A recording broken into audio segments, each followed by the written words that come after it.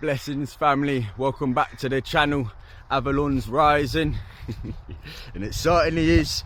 I can feel the shifts taking place, as I'm sure you all can as well. It's getting more and more apparent in it. I feel like the portals that we're all stepping through collectively, and all the necessary changes that are taking place within each of our lives that help collectively add to, you know, the shift, the ascension that we're all facing in some form or another. Some level of consciousness, we are experiencing that shift. Yeah, so I think it's good to remember this, that whole compassion for all of us, because all humans are taking place along this this journey of ascension, and it does feel like it's up in the levels for us all. Everything's, I've said this so many times, but speeding up with all the lessons and the time it takes to integrate these lessons and for new lessons to arise, and just all the tests, initiations, trials and tribulations, taking place, all within the name of our greatest expansion and growth. And I'm finding it ever important to just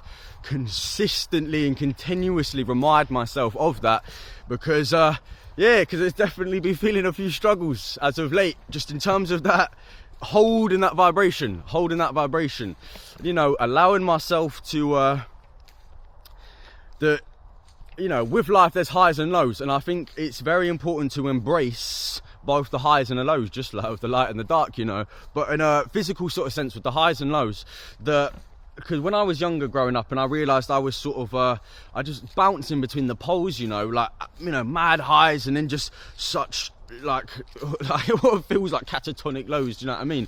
And it was just, I was just so out of balance, and of course, and there was I wasn't living a healthy lifestyle as well at the time, which I'm sure was a big factor in that, helped exaggerate that polarity, but within this current time, I do feel it's what sort of came to me through that process was how the necessity of highs and lows, and how a high isn't necessarily good, and a low isn't necessarily bad. Like, that's just a distortion that the mind likes to project onto the other one. Do you know what I mean? Just because typically the highs are more fun.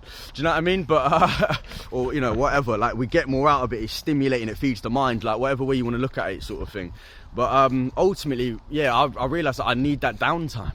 Just as it's great having all the uptime, but really don't demonize the downtime, because it's the downtime that helps unlock the potential heights in which we can achieve upon those uptimes. Do you know what I mean?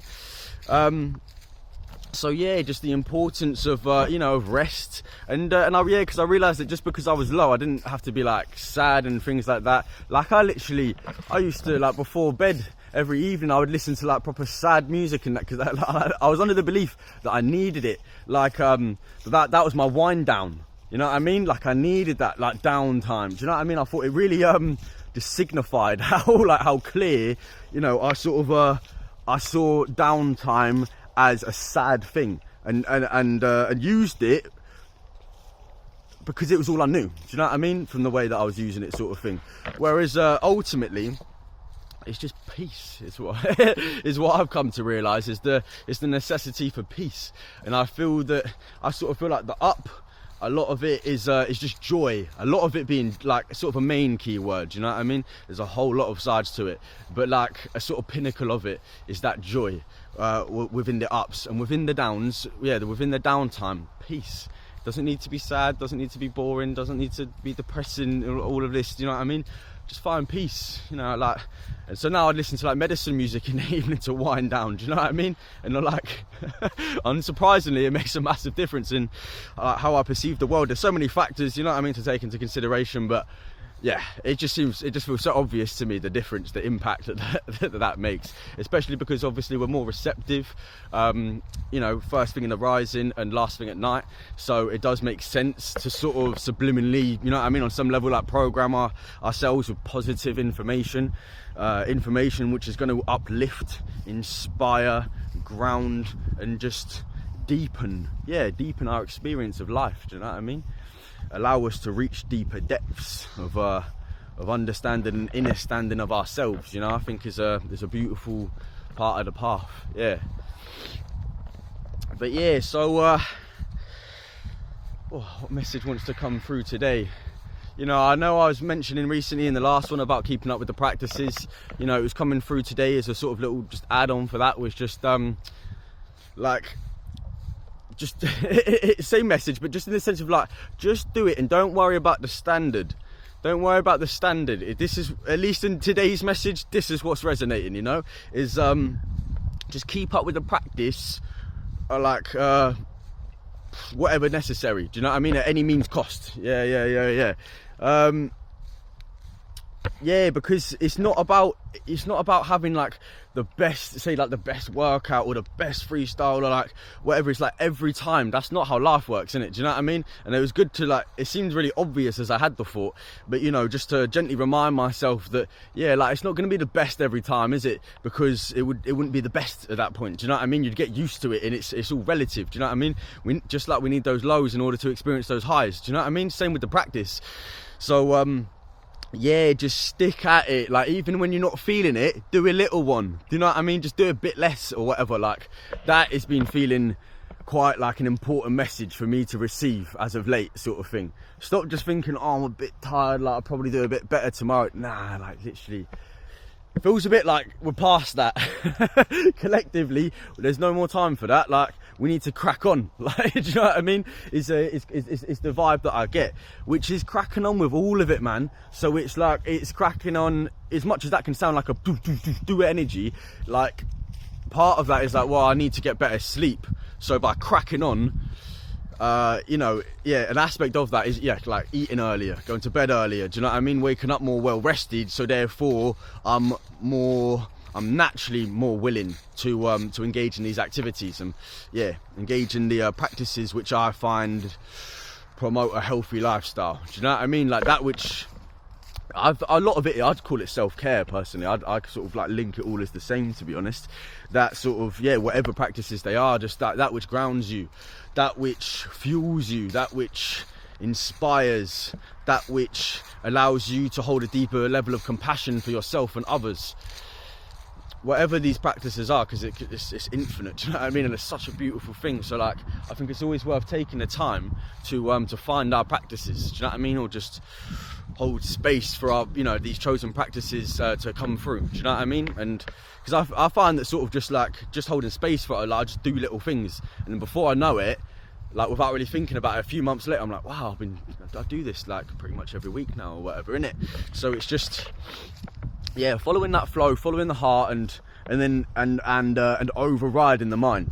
Like, it feels like quite a massive part of this time that we're moving through collectively, is just rising above the mind. Like, and I feel like a couple months ago it felt like I've been called to do this. Well, I mean, literally over the past few years, innit? Like, really, for me personally, like 2020, since then there was a real big, like, came to me, you know, one of the easiest ways to explain the shift from third to fifth is like a drop from the mind into the heart, like from this dualistic polarity based way of perception into an all-inclusive, expansive mode of perception. Yeah, word it like that.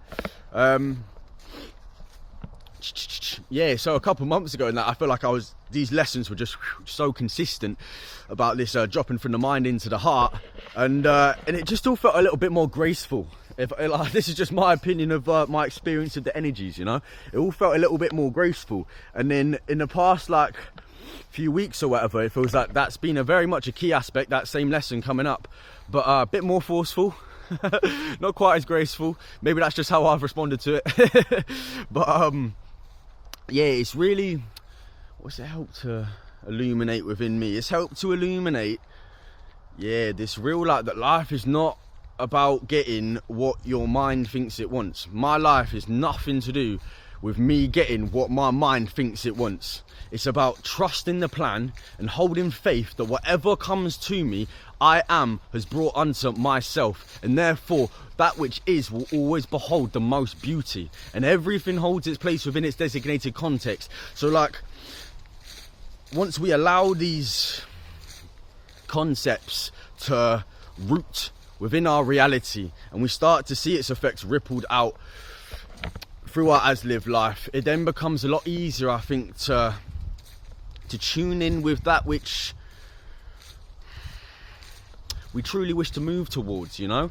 The like, not just what we think we should be doing, but like actually what the heart's call is. And like, yeah, I think sometimes my mind comes up with solutions that's it's just not based in reality. It's just not based in reality. I think that I want to do this thing because of this other thing, and it's like a point that I've made before about how like you can't prove truth by illusion. So I'd come up with this illusory thing, and then my mind would like solve it, you know what I mean, thinking that it's got an answer. But at the end of the day, you can't prove truth by illusion, and this was just a made up, you know, thing that I'd created, you know. So it does, yeah, bring me back to center, and it's been reminding me to take that time and really discern, not just like, you know, within the here now moment, not allow myself to be caught in reactions, I guess. Do you know what I mean? Really trying to practice that, taking a step back.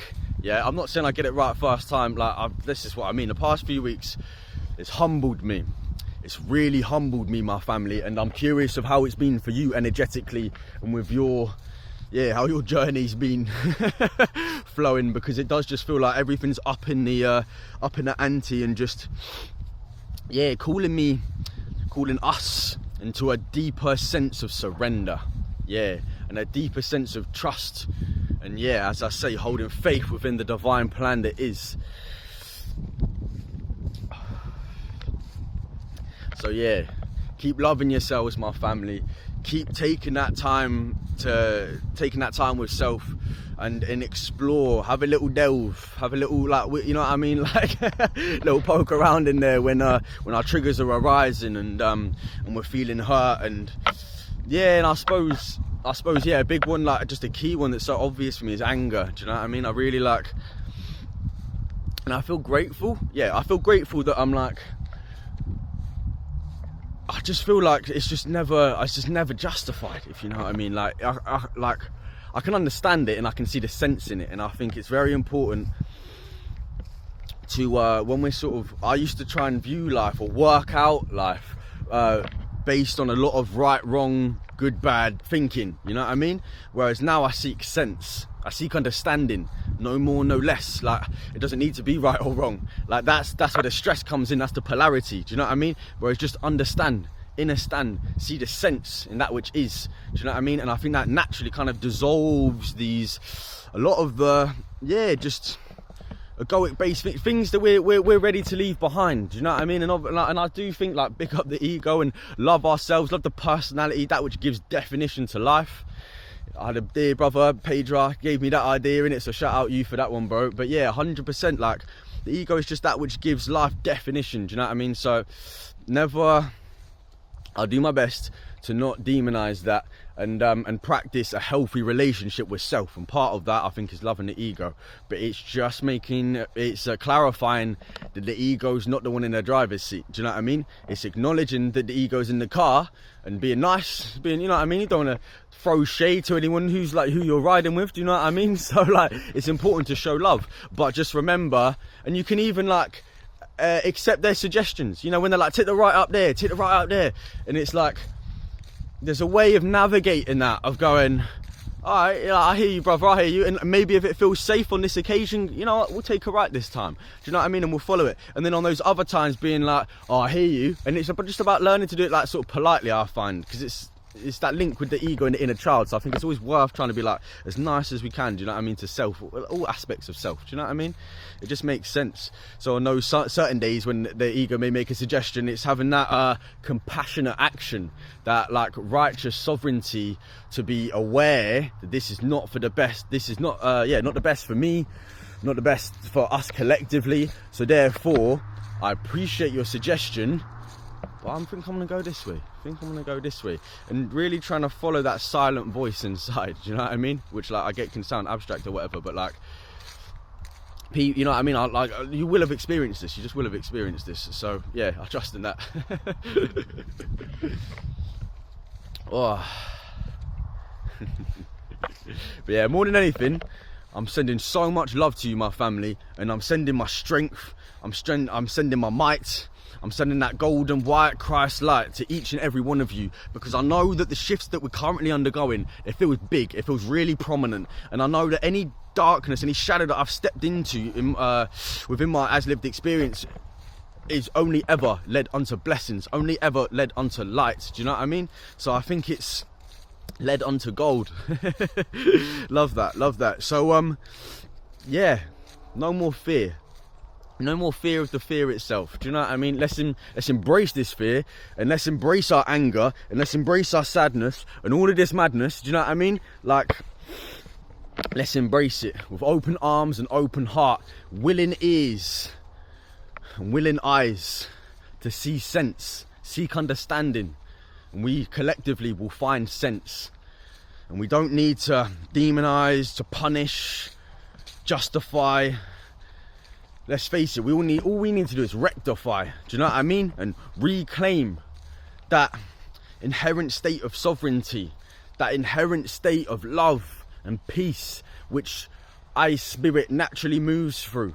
That's our core, but it's only that we get as a lens, as a filter of consciousness, we get pulled here, there, out of center, and that's how we're able to experience suffering and all this morbid, do you know what I mean? With the shadow, because it's stepping out of the light into that which is not yet known, that which is not yet understood. And that truly is, in my beliefs, all the darkness is, that which is not yet understood. And I'm really, it's been coming up again and again, and just like realizing that there's such a beautiful, it's the mystery. That's you know what I mean? That's divine feminine, that's the matrix, do you know what I'm making up, the interweaving all that is, do you know what I mean? That's something that's beyond sacredity, do you know what I mean? And just so far beyond any comprehension of the mind, do you know what I mean? So like, worth holding a reverence for that, you know? Worth holding a reverence for that. So I hope your journeys have been flowing, and that I hope that which is arising you're dealing with, do you know what I mean? You're processing, and allowing the motion of emotions to guide us to where we need to be, and not getting too caught up in the tsunamis, you know what I mean? Because I know it can be some heavy, big, energetic waves that have been like coming at us all, do you know what I mean? So I'm interested to hear people's input on this, and how it's been for you. Because it's an inside job, it's all an individual experience. We've all got, that individual lens, that filter of perception in which we view, in which we see the world with, you know what I mean? So I'm curious for some feedback on that. But I think more than anything, family, just keep doing you. Just keep doing you, keep shining, and be the change that you wish to see in this world. And just hold compassion for that inner child it feels like in that time, you know, this ego getting triggered, like hold space for it, show compassion, and once those sort of that rigid barriers dissolve a bit, I think, you know what I mean, there's a little one in there, isn't there? And I think it's about holding this compassion, holding this safe space for ourselves and for all family members where we hold the capacity to do so. Do you know what I mean? So we can engage in this inner work, and we can sit with that inner child who just feels scared, frightened, hurt, rejected, you know what I mean? All of these aspects, and they're sort of like lost aspects of ourself is what's resonating for me. And it's about bringing these back, because once we've like reclaimed our full state of sovereignty, and I believe that, like, you know, we patched our aura and our light body is in full effect, and you know, the guides, our system, our light body, I believe, is made up of all of our guides. So therefore we can, true state of sovereignty in it is when we're able to be within it, in my opinion anyway, to be within the center and to choose. It's about choosing when we tap into these archetypes, guides, different aspects of self, different angles of that one in the same diamond. Do you know what I mean? The macabre, like, that's what's resonating for me. I hope this resonates with somebody out there. I trust that it will. Like, there must be a point in all of this, innit? It's all linked, it's all interconnected, and I know how much I can get from hearing just another family member, another sibling out there, like, posting on YouTube, like, how much I can get out of that. So I hope it resonates. If nothing else, though, I still encourage everyone, anyone listening who considers doing these videos, in it, do it for yourself. Even if you're not going to upload them, still do them to see what information you bring through, because I guarantee you're going to be bringing through some necessary healing for yourselves, innit? We are but the medicine. I am the medicine. All right. Big love, my family. Keep shining, stay true. Shinuza, Swahari Mu, Shaya, Baloosh, Baloosh, Baloosh. Ay, ay, ay, ay, ay.